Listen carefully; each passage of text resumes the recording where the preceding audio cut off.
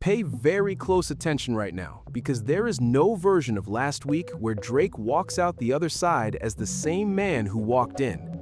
At exactly 3:11 in the morning, one phone rang on the wrong side of Los Angeles, and whatever was said on that call lasted less time than it takes to tie your shoes, and it still managed to end an entire era of hip-hop before the ice in Toronto even finished melting.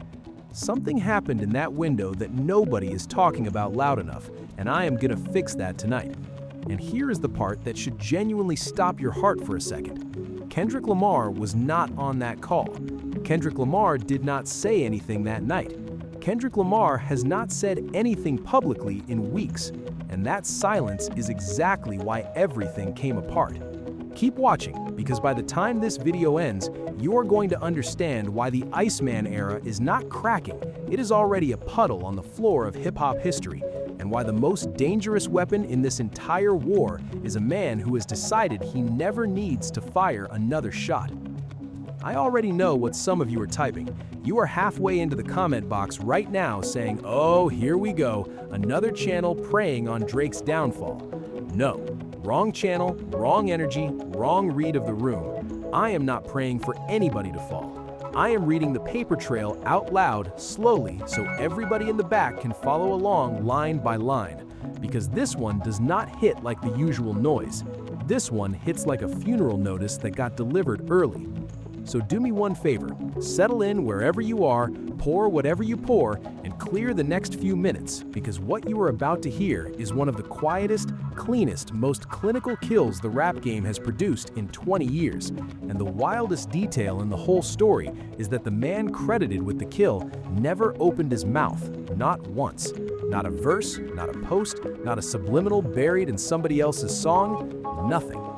Now let me paint the picture exactly the way it went down, because the Iceman rollout was supposed to be Drake's Roman Empire, cold, calculated, a man moving in silence while the internet screamed his name. That was the pitch, that was the mood board, that was the promise.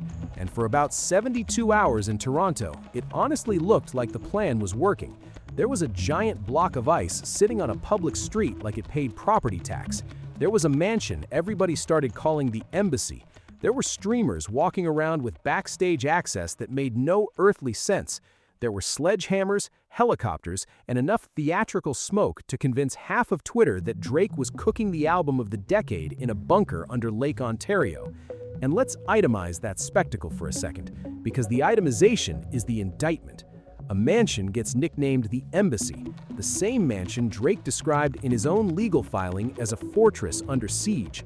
A streamer almost nobody could name a month ago is suddenly giving guided tours like he has security clearance. Reports say 3 separate police divisions got touched by the logistics of this rollout. And then there's the Discord server, allegedly offering creators $3,000 per million views to push the narrative. $3,000 per million. If that reporting is accurate, that is not a rollout anymore. That is a film budget cosplaying as confidence. That is a man paying for the weather and calling it a climate. And then the snippets leaked, 2 of them, inside the same 24-hour window, timed with a level of pettiness that honestly deserves its own award category, to land directly on top of J. Cole's album week. Run that back in your head. The biggest comeback campaign of Drake's career chose J. Cole's album week to leak music. Not before, not after, during. And in that exact moment, the entire Iceman mythology stopped looking cold and started looking nervous. That is the reported claim from multiple industry accounts. And no, the timing is not a coincidence anybody with a working brain is buying. The first snippet was reactive. Fans who pulled it apart word by word say Drake is still shadowboxing the ghost of Not Like Us, still swinging at a battle the culture scored, settled, and shelved 2 years ago. The second snippet was worse, much worse. It was Drake in full victim posture, reportedly rapping the line, "I gave them 15 years of my soul." And that bar did not get discussed, it got memed within hours. Not because the writing was bad, because it was the sound of a man asking the world to see him as a martyr instead of a contender. And the internet, which has an unlimited appetite for drama and absolutely zero patience for self-pity, chewed him up and didn't even bother to swallow. And the timeline did what the timeline always does. It took the most vulnerable syllable in that line and built a whole comedy festival around it before lunchtime. Edits, remixes, reaction videos with reaction videos. And that's the part nobody on Drake's team seems willing to say out loud. Once your pain becomes a punchline, the rollout is no longer yours. The audience owns it now. They will quote it back at you forever, and they will be smiling every single time they do it. Now here is where the story stops being about a bad week and starts being about a Cold War, because this is the piece almost nobody is saying out loud yet. According to people who orbit the PG Lang camp, and I'm framing this exactly the way it deserves to be framed, as serious industry talk, not confirmed fact, Dave Free, the quiet architect behind every move Kendrick has made since the TD days, placed a single call in the middle of that same news cycle. Not to Drake, not to Universal, not to a lawyer, to an engineer. And the alleged instruction was 3 words long: lock the masters. 3 words. That's the whole call. Let it breathe for a second. If that story is accurate, and underline the word if because this is a theory moving through very serious rooms, not a leaked document, then everything that has happened since snaps into focus with a terrifying kind of clarity. Because from that night forward, Kendrick's behavior stopped reading as silence and started reading as a countdown. Dave Free quietly reactivated his Instagram. A hooded studio photo appeared out of nowhere. Amari, the new PG Lang signee, executed a surprise drop that detonated on arrival. And then a picture surfaced of Kendrick smiling in a hat. And anybody who has tracked this camp for more than 5 minutes will tell you the same thing. Kendrick Lamar does not smile on camera unless the work is finished and the rollout is already loaded in the chamber. Meanwhile, on the other side of the map, Drake was supervising an ice sculpture. You genuinely have to appreciate the poetry of it. One camp is quietly finishing an album that has reportedly been mixed, mastered, sequenced, and shelved for weeks, waiting on a single green light. The other camp is renting cranes to lower a frozen block onto a Toronto sidewalk and handing mansion tours to a streamer with impossible access. One of those is a chess move. The other is a magic trick, and the audience, slowly at first, then all at once, is figuring out which one is which. Let me lay the paper trail on the table, because this is where the villain arc starts writing itself with no help from anybody. The ice block, when a crowd that reports put it over 800 people finally cracked it open, allegedly contained 2 hard drives, one engraved Fortress of Solitude, the other engraved Frozen Moments. That second name matters more than anything else in this paragraph, because Frozen Moments LLC is reported to be the exact corporate entity Drake used in his federal filing against Universal, the filing a judge dismissed with prejudice. Underline that phrase, with prejudice. That is not marketing. That is a man carving his own legal history into a block of ice on a public street and calling it promotion. Then there was the briefcase, engraved with the phrase, "Legacy belongs to those who create." A beautiful sentence, a powerful sentence, and according to whispers traveling through multiple corners of the industry right now, a sentence allegedly written by a ghostwriter. And if that theory holds, and I will say it again because precision matters, it is a theory, then the entire monument to Drake's authorship is a monument to a sentence Drake did not author. That is not a scandal anymore. That is Greek tragedy with a marketing budget. Now flip the camera around and stand where Kendrick is standing. Your rival has spent his rollout renting fire trucks. Your rival has allegedly been paying a bounty to creators to farm engagement. Your rival is leaking reference tracks in the middle of another artist's release week.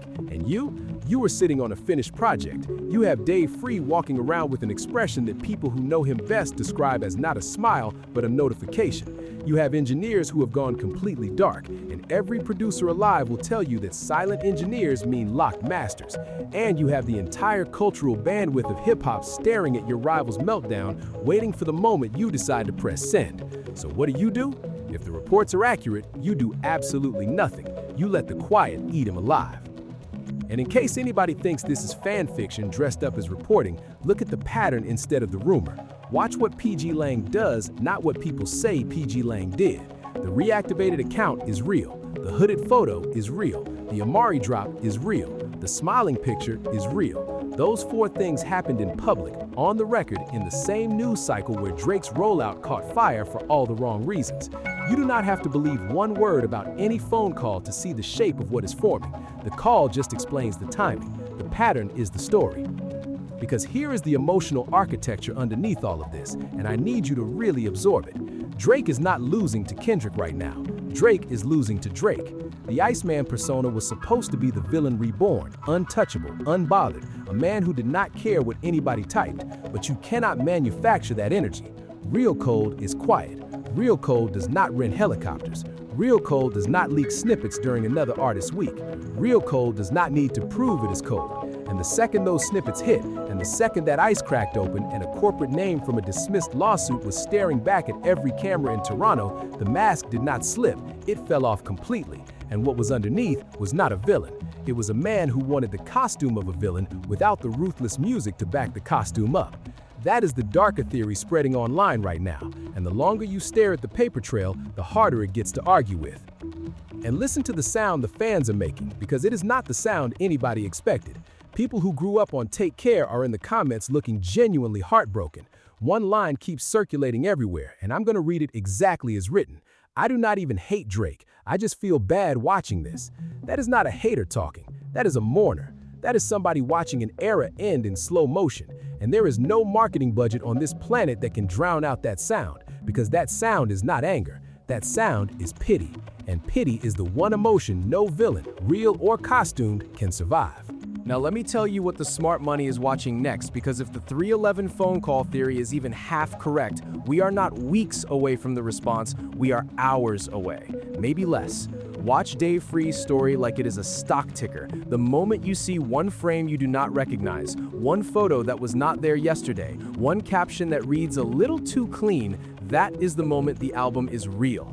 Watch for a surprise single landing on a random Tuesday morning with zero announcement, because that has been the PG Lang playbook since Not Like Us, and there is no evidence it has changed. Watch for the ghostwriter name. If somebody attaches a real name to that briefcase sentence in the coming weeks, the Iceman album is finished before it arrives, because you cannot sell a monument to authorship once authorship becomes the punchline. Watch for the UMG countermove, because no label on earth stands quietly by while one of its biggest assets self-destructs on camera. And most of all, watch Kendrick's silence, because in this camp, silence is not the absence of a move.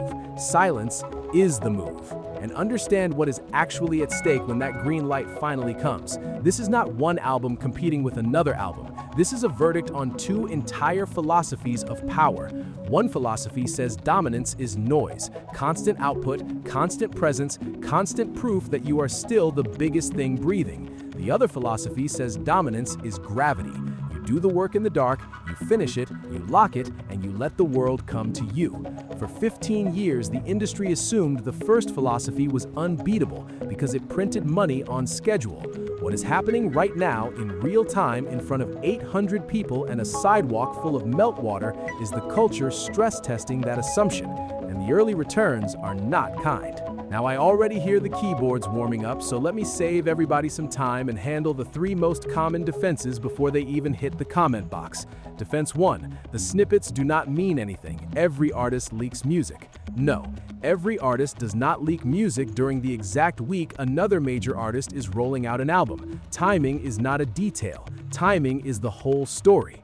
Defense 2, the phone call story is made up, and maybe it is. That is why I have labeled it a theory every single time I have said it, and I will keep labeling it. But theories do not survive in serious rooms unless they explain the evidence better than the official story does. And right now, Lock the Masters explains everything. The reactivated Instagram, the hooded photo, the smiling picture, the silent engineers, better than any other explanation on the table.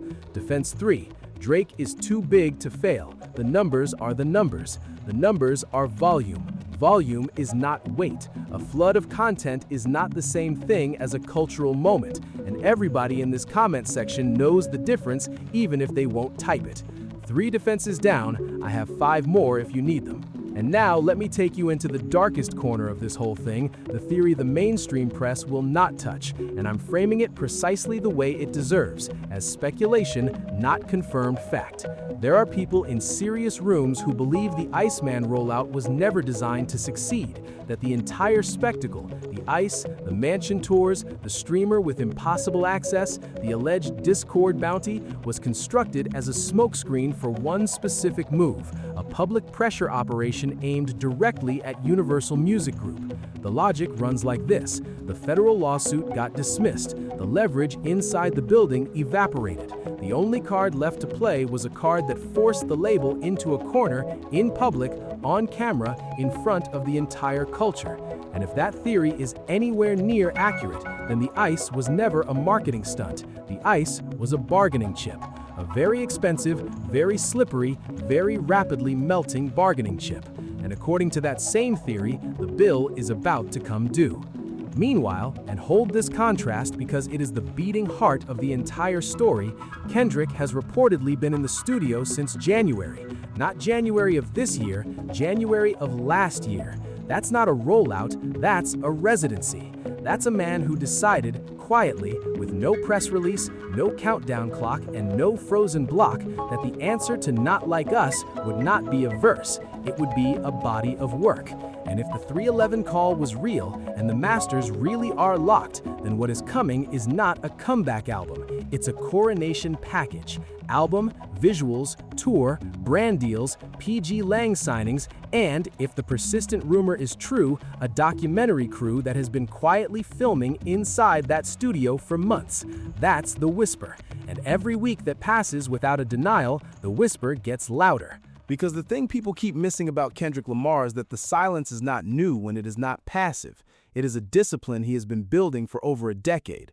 This is the same artist who let an entire generation argue about a verse while he said nothing, then answered once and ended the argument permanently.